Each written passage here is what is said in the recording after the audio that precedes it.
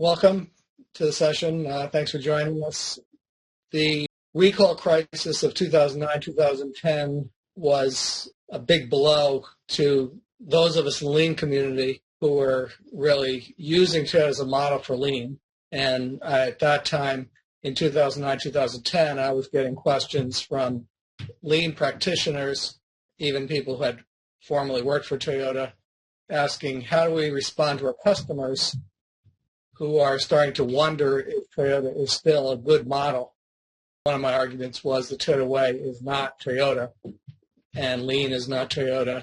It's a philosophy, a way of thinking, a proven approach to transforming an organization so that you can better serve your customer. It's been proven in many companies outside Toyota by now, and therefore exactly what happens to Toyota shouldn't really matter. I spent a lot of time, first of all, writing this book, Toyota Under Fire, to explain from our point of view what we learned was the story behind the story of the Toyota recall crisis, and then also speaking and addressing this issue. I pretty much thought we had put it to bed by 2011, but now with the recent 6 million plus recalls by Toyota, and then GM is under the gun, and there's most articles that talk about the GM crisis refer to the Toyota crisis. The issue has arisen again. I've been getting more comments about what's going on with Toyota. I thought they fixed the problem. So what I'd like to do is to address the question of what does this continuing problem of lots of vehicles recalled by Toyota mean for lean leadership. Toyota had done the recall of floor mats, and the LA Times journalists weren't buying it. This was a distraction from their point of view by Toyota to hide the fact that all their vehicles have electronic throttle control, and all their vehicles have this problem with vulnerable computer systems that can cause your car to be out of control at any point in time. And they use the term like a car on a slingshot. At least 56 people have died in Toyota accidents in which some acceleration has been alleged. So this is a serious problem if, in fact, every car in the world that Toyota makes might be vulnerable to electronic interference, and their cars are killing people. I got some publicity during the congressional hearings when one of the congresswomen held up my book and said, "You should be ashamed of yourself," talking to Akio Toyota. Business school students all over the country are reading about the Toyota way, using you as a role model. And here you are endangering the public. So let's look at the facts.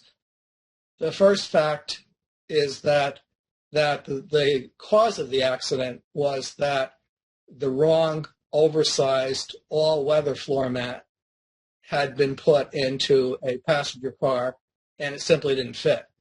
It had a ridge that, as you can see, lines up almost perfectly with the pedal, and it was almost designed to cause entrapment. So it was just a really bad design. And there were 55,000 that had been sold. Those were recalled. So that was done in 2007. Then Toyota changed its specifications for floor mat designs. Other floor mats weren't designed with this problem anyway, but they made the floor mats thinner. They made a bunch of changes to prevent this kind of entrapment. Again, that happened in 2007, 2 years before the Sailor accident. They did the floor mat recall. After that, then, what was discovered in January was a sticky pedal. That was now taken as a real serious concern for sudden acceleration. The pedal sticks in a full throttle position. Again, now your car can drive out of control and you can't do anything about it. In 1 month, there were over 250 articles, almost exclusively criticizing Toyota. So they were really under fire by the media, comparing Toyota owners to non-owners. And what they found was that 8 of 10 people who own a Toyota vehicle believed that Toyota handled the issue appropriately. The brake pedal recall was an outlier. Toyota deserves the reputation for quality. They would buy a Toyota vehicle again. They'd recommend it to friends. they were overall very impressed with the company and their car. But people who didn't own a Toyota were extremely critical. 4 out of 10 disagreed that Toyota is still a good company and their cars are safe. So they claim there was a brand insulation effect because owners had such positive experiences with Toyota and their cars. They were insulated from all of this negative information. Because image recovered fast. Forbes every year says these are the best quality cars for the cost. Now this is September 2010. Akio Toyoda was in front of Congress in February of 2010. So within about 6 months, you see that 6 of the top 12 cars where you get the best quality for the cost were Toyota vehicles. And then finally, February 2011, a full year after the congressional hearings, a study by NASA concluded, and NHTSA did their own study, and Ray LaHood, who had been very critical of Toyota, said the verdict is in. There is no electronic-based cause for unintended high-speed acceleration in Toyotas, period. And it was also interesting that in response to a reporter asking Ray LaHood, do you really believe Toyota vehicles are safe? His response was, I believe they're so safe that last year my daughter asked me if she should buy a Toyota Sienna minivan. Would I guarantee they're safe? And I told her, buy the Sienna minivan if that's what you want. I guarantee Toyota vehicles are safe. So what was Toyota doing? What evidence do we have that they put customers first? One of the things they were doing is they did an incredible job of dealing with customer concerns. When you dial an 800 number, you get the call center. Unlike a lot of companies, their call centers are not overseas.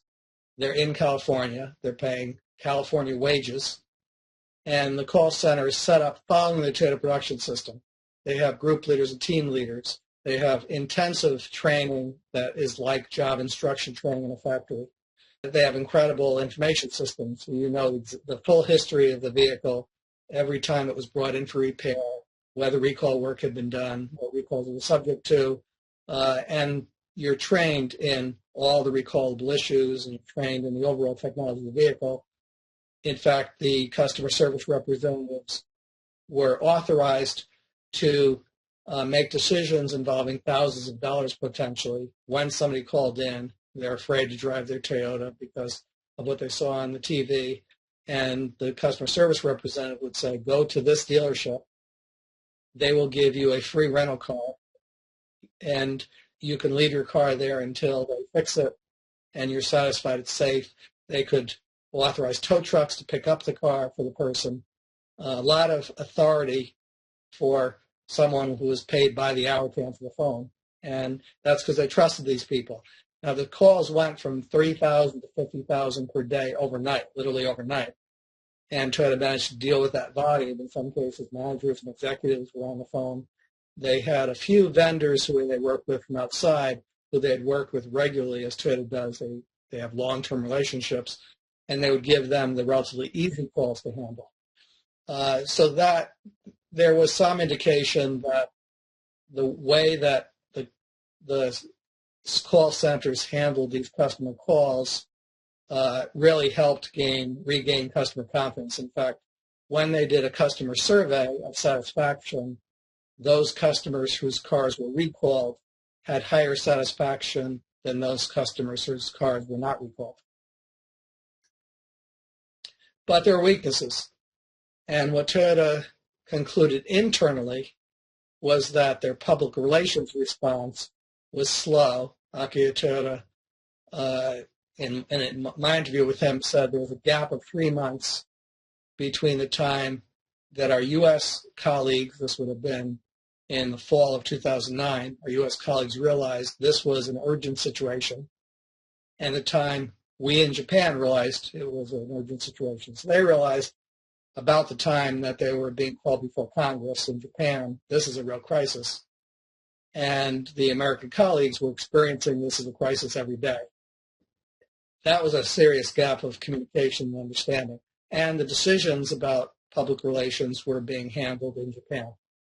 The implication, therefore, was that in regards to public relations, decision-making was centralized in Japan, which prevented those at the gemba in the United States who knew the situation to have the information and authority to make rapid decisions. They didn't know the sticky petals problem existed in Europe. They didn't have the authority to make a decision about clearing it in Japan. So this actually led to some of the most dramatic changes within the company, this realization. Mr. Uchiyamada, who was the global vice president for R&D, and all the global vice presidents had to ask, why did this happen? What did our function contribute to this problem? And his conclusion in R&D was, from the time a customer has a concern in the market to the time our engineering department responds is just too long. The lead time is too long, and we have to get better at that. And second, we did not always understand the customer's subjective view of the product as well as we should have. He distinguished between objective quality, and according to all of Toyota's indicators, it was getting better every year, not getting worse. But from a subjective point of view, customers were concerned after the recall crisis occurred. Toyota, in fact, sent out teams of people to investigate every incident where customers said, I think I have an acceleration problem, and it was thousands of cases. There's been a lot of publicity because they lost a major lawsuit, or they settled in the case of major lawsuit. In fact, they've been settling in all the major lawsuits. What this looks like is Toyota has admitted that they had sudden acceleration problems. They knew about them, they hid them, and now they're paying the price in billions of dollars. Overall, the lessons we drew in the Toyota Under Fire book is that your crisis response actually started before the crisis. It's built into the culture. Either you have a culture that quickly responds to problems and actually has the capability to improve processes through Kaizen, or you don't. All the companies we're working with as consultants to teach Lean to that are weak in continuous improvement will be weak if they have a crisis. A culture of responsibility will always be the culture of finger pointing. So Toyota took responsibility for things that arguably they shouldn't have. They did not point the finger at others. Even the best culture develops weaknesses. Certainly there were communication weaknesses, coordination weaknesses, weaknesses in local autonomy, and those were serious regardless of the recall crisis. And Toyota had to do something about that. Not yet Toyota took the lead in doing something about that.